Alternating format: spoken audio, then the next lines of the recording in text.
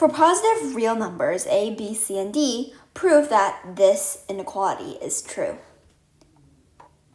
Well, when we directly try to apply the AMGM inequality, it seems like it doesn't really take us anywhere.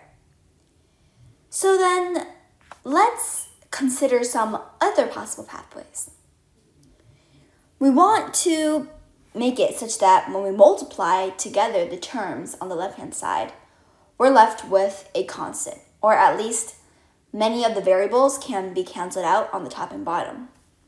We see variables that are raised to the first power in the denominator, while they're raised to the second power in the numerator, which means that in order for us to multiply them together and cancel variables out, we have to be able to make it such that the b, for example, if we want to cancel out the b, must appear 2 times on the bottom. So let's say we had a squared over b plus a squared over b plus b squared over c.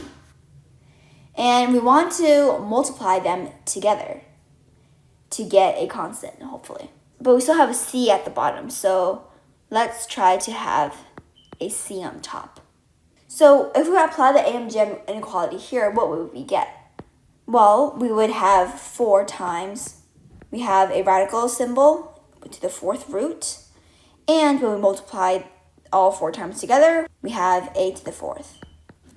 So we have greater or equal to 4a. This means that if we have 2a squared over b plus b squared over c plus c, it would be greater or equal to 4a. And because all 4 of these variables are cyclically symmetric, we can apply the same thing to all other variables.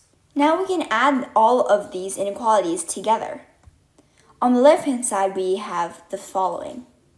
And on the right-hand side, we have 4 times the sum of the variables.